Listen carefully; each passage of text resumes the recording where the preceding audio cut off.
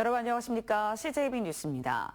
김영환 지사와 윤건영 교육감이 어제 새 학기가 시작된 학교 급식 현장을 찾았습니다. 올해 무상급식 식품비로 1,000억 원이 책정돼 있는데 지속 가능한 무상급식을 위한 재원 조달 방안은 여전한 숙제로 남아 있습니다.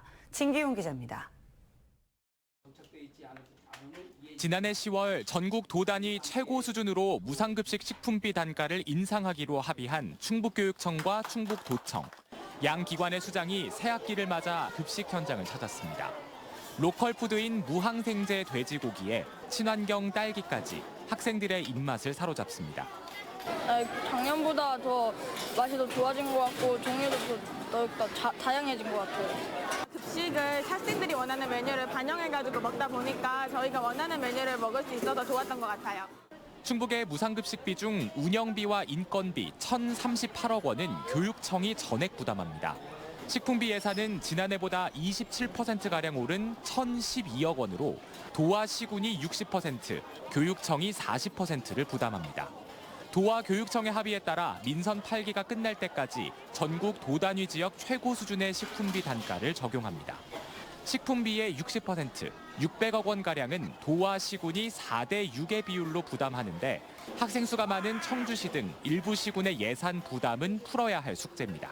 시군에서 부담이 좀 크다는 것에 대해서는 저도 참 안타깝게 생각합니다만 시군의 어려움을 더 살펴보면서 저희들이 함께 할 수 있는 것, 또 협조할 수 있는 게 무엇인가에 대해서는 깊이 고민하고 또 무상급식 예산과 별개로 각 시군이 자체적으로 예산을 편성해 지원하는 친환경 농산물 학교급식의 경우 지역 여건에 따라 예산 규모와 지원 품목 등에서 격차가 크게 벌어지고 있어 지역 불평등을 해소하는 것도 과제입니다. 아이들의 건강에 필요한 농산물을 공급하기 위해서 들어가는 그런 부담이 있다면 그런 부담은 도가 좀 많이 책임을 지고 뒷받침할 생각으로 있다. 그 약속드리겠습니다. 네. 전국 도단위 최고 수준의 식품비 단가를 약속한 만큼 지속적인 정책 추진을 위한 안정적인 재원 방안 마련이 중요해 보입니다. CJB 진기훈입니다. 충북학교 비정규직연대회가 오는 31일 총파업을 선언한 것과 관련해 충북교총을 비롯한 13개 단체가 대책을 촉구하는 기자회견을 열었습니다. 이들은 학비연대가 학생들을 볼모로 매년 반복적으로 파업을 하고 있다며 급식과 돌봄 등 학교 내 사업을 필수 공익사업으로 지정하는 노동조합법 개정 등 대책 마련을 촉구했습니다. 충청권 4개 시도지사는 어제 청남대에서 대청호 수질 보호와 규제 완화를 촉구하는 공동성명서를 발표했습니다. 성명서에는 대청호 수질 보호와 불필요한 규제 완화에 공동 노력한다는 내용이 담겼습니다. 또 청남대를 충청권의 영빈관으로 활용하는 방안과 충청권 주민에게 충북 도민과 동일한 할인율의 청남대 입장료를 검토하겠다고 밝혔습니다. 이어 4개 시도지사는 간담회를 갖고 2027 충청권 학예 세계 대학 경기의 성공 개최를 다짐했습니다. 별거 중이었던 아내가 불륜으로 낳은 아이에 대해 양육 책임을 거부한 남편이 형사처벌을 면할 것으로 보입니다. 이 경찰이 법적 보호 의무가 있는 건 맞지만 그 책임을 묻기는 어렵다며 남편을 입건하지 않기로 한 겁니다. 이태영 기자입니다. 이혼 소송 중인 아내가 청주의 한 산부인과에서 아이를 낳고 숨진 건 지난해 12월. 다른 남자와 낳은 아이였는데 아무도 아이를 데려가지 않자 해당 산부인과는 남편 A씨를 아동유기 혐의로 경찰에 신고했습니다. 혼인 중 임신한 자녀는 남편의 아이로 추정한다는 민법 규정에 따른 것입니다. 경찰은 수사심의위원회, 법률자문 등 검토 끝에 A씨를 입건하지 않기로 결론지었습니다. 법률상 A씨가 영아에 대한 법적 보호의 지위에 있다고 판단되지만 A씨가 이혼 소송으로 아내와 1년 가까이 별거 상태에 있었고 유전자 검사 등을 통해 생물학적 관계가 없다는 점도 밝혀지면서 유기, 방임의 고의가 없었다는 겁니다. 경찰은 A씨가 이미 새 아이를 보호하고 있어 영아의 법적 보호 책임을 묻기 어렵다고도 판단했습니다. 저는 솔직히 이 아동유기죄라는 게 그 친구한테 좀 접목이 돼가지고 그 아이에 대한 책임을 지게끔 하는 게 그래서 이런 게 하나의 사회적 경종을 울려서 아동학대 혐의는 벗어났지만 출생신고 의무가 있는 A씨는 지난 3일 법률기관의 지원을 받아 친자관계임을 부인하는 친생부인의 소를 제기했습니다.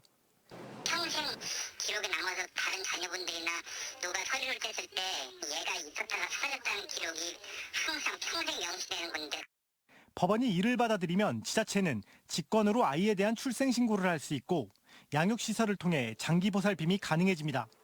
한편 민주당 변재일 의원은 유전자 검사 결과 친자 관계가 성립하지 않을 경우 친생 추정에 예외로 인정할 수 있도록 하는 민법 일부 개정 법률안을 대표 발의했습니다. CJB 이태현입니다.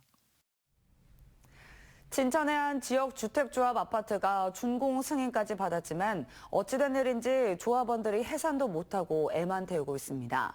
업무 대행사가 해산에 필요한 회계 감사 보고서 작성을 차일피일 미루면서 추가 분담금까지 요구하고 있기 때문인데요. 안정원 기자가 취재했습니다. 진천군 광해원면의 한 지역 주택조합 아파트입니다. 착공 7년 만인 지난해 준공 승인을 받았지만 조합원 170여 명은 해산도 못하고 있습니다. 업무 대행사가 군에 가결산만 내고 해산에 필요한 회계감사 보고서를 제출하지 않고 있기 때문입니다. 조합이 계속 유지되는 상황에서 업무 대행사는 추가 분담금 26억 원을 더 요구했습니다. 어디에 그 돈을 쓰는지는 몰라도 자금 내역서를 한 번도 공개를 안 하고 계속 추가 분담금만 요구하니까 지금 좀 너무 답답할 뿐입니다. 59제곱미터 입주에 지금까지 조합원들이 낸 돈은 가입비와 중도금, 추가 분담금 등 개인당 약 2억 2천만 원. 비상대책위원회는 조합의 돈이 어떻게 쓰였는지 밝히라며 대행사에 계속 통장 거래 내역을 요청했지만 모르쇠로 일관하고 있다고 말합니다. 저희들은 계속 어떻게 썼는지 그 내역서만 보여달라. 그럼 우리 주겠다는데 조합원들을 하나같이 그냥 우롱하는 거잖아요. 지금 3차 추가 분담금을 내고 입주했는데 다시 또 추가.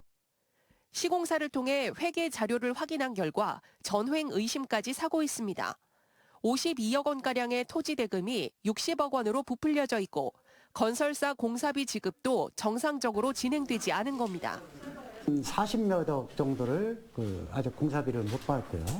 그다음에 대물로 받은 게 한 12채 되는데 그것도 아직 지금 등기를 못 쳐오는 상태고.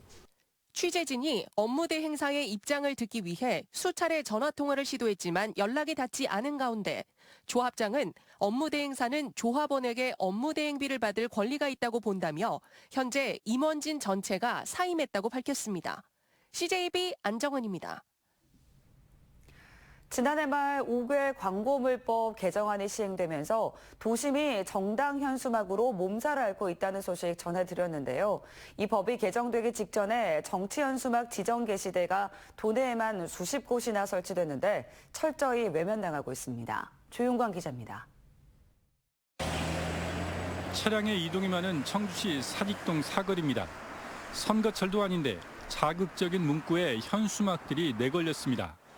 충북대병원 앞 오거리에도 청주로 들어오는 길목인 강서동 도로변에도 여야가 서로를 비난하는 현수막을 내걸었습니다. 지난해 말 5개 광고물법 개정안이 시행되면서 각 정당은 지자체에 신고나 허가 없이도 정치 현수막을 15일간 걸 수 있게 됐습니다.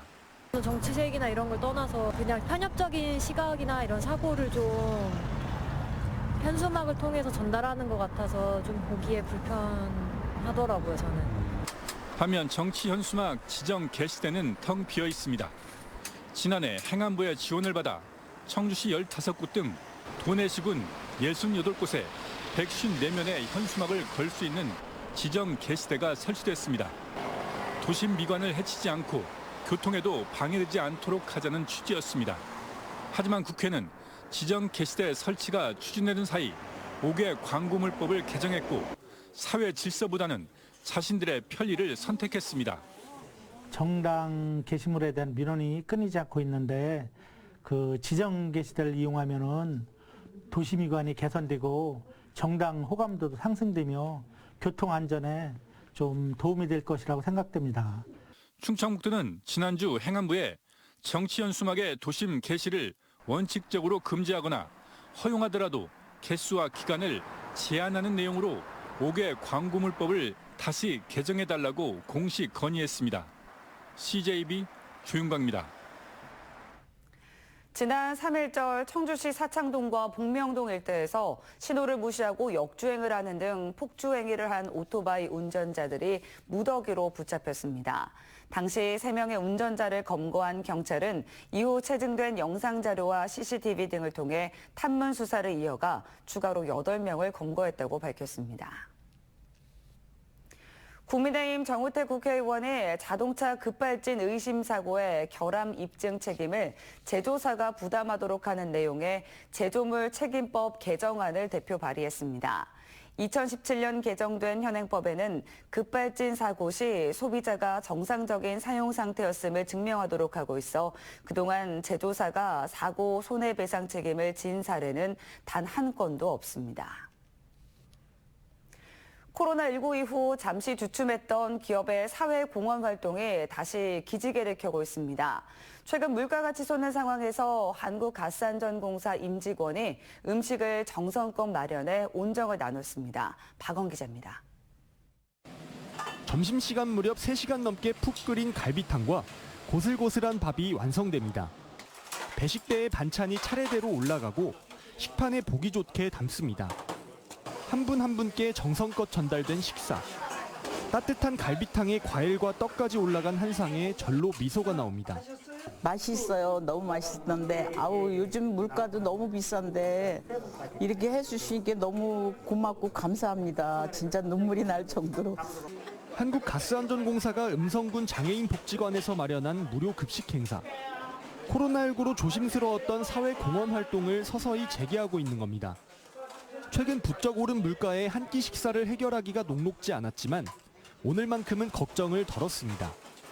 우리가 이거를 외부에 나가서 먹어도 불편한 점이 많잖아요. 근데 이제 여기서 이렇게 직접 해주니까 또 고맙고. 아침 일찍부터 임직원 20여 명이 참여해 복지관에 있는 200여 명이 배불리 먹을 수 있도록 음식도 양껏 준비했습니다. 물가 상승 등 경제적 어려움으로 인해서 지역의 소외 계층들이 어려운 점이 많습니다. 그분들과 정을 나누고자 이번 행사를 추진하게 되었습니다. 급식에 앞서 간단한 책자를 통한 가스 안전 교육도 이뤄졌습니다. 한국가스안전공사는 지역과의 상생을 위한 무료 급식 등 사회 공헌 활동을 앞으로도 지속해 나갈 예정입니다. CJB 박원입니다. 남부 지역 가뭄 장기화로 우려가 커지고 있는데요. 충북도 강수량이 줄어 대청댐 저수율이 평년보다 조금 낮아졌다고 합니다. 이 가뭄 얘기가 나온 김에 CJB와 함께 과거로의 시간 여행을 한번 떠나보실까요? 양수기가 나오기 전 농촌에 많이 쓰였던 발동기라는 근대식 농기계가 최근 청주에서 발견됐다고 합니다. 홍우표 기자입니다. 마치 기차바퀴 같은 모양입니다. 윗부분에는 기름통이 달려있고 밑부분에는 과거 방앗간에서 사용하던 벨트와 똑같은 장치가 나란히 배치되어 있습니다. 이름은 발동기, 석유를 연료로 동력을 만들어 냇가나 하천에 설치하고 가물은 논밭에 물을 댈 때 사용했습니다. 지난 1949년부터 생산됐는데 1960년대까지는 많아야 마을에 한 대씩만 보급됐습니다. 수중펌프가 널리 보급되는 과정에서 하나둘 사라지기 시작해 이제는 기역에서도 희미해진 장치인데 최근 청주시가 방치된 양수장을 조사하는 과정에서 우연히 발견했습니다. 녹은 많이 들어 있었지만 사라진 부품 없이 비교적 온전한 상태여서 청주시가 보존을 결정했습니다. 기록은 없지만은 당시에 추정컨대 한 몇 군데 설치돼 있고 그랬었는데 그 설치가 됐던 게 없어지고 그나마 한 곳이 이곳이 지금 이렇게 보존돼 있던 거를 다시 이쪽으로 이전하게 됐습니다.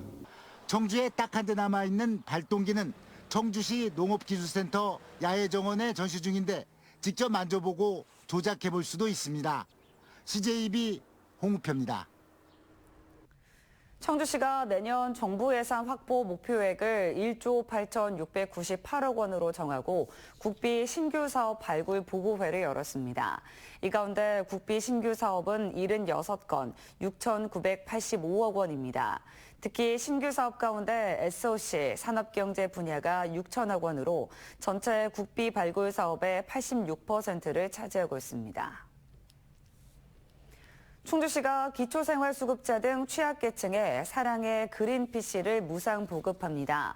사랑의 그린 PC는 공공기관에서 사용기간 5년이 지난 PC를 정비해 정보 취약계층에 제공하는 것으로 설치 후 1년간 무상 애프터 서비스도 제공합니다. 지원 자격은 기초생활수급자와 장애인 복지시설입니다. 청주시와 주식회사 새마을 건축이 농촌지역 취약계층 주거환경 개선 지원 협약을 맺었습니다. 어제 협약에 따라 주식회사 새마을 건축은 매년 농촌지역 취약계층 2가구 이상을 대상으로 1,000만 원 상당의 도배와 장판, 지붕 개량 등 주거환경 개선 사업을 벌이게 됩니다. 이상으로 CJB 뉴스를 마칩니다. 고맙습니다.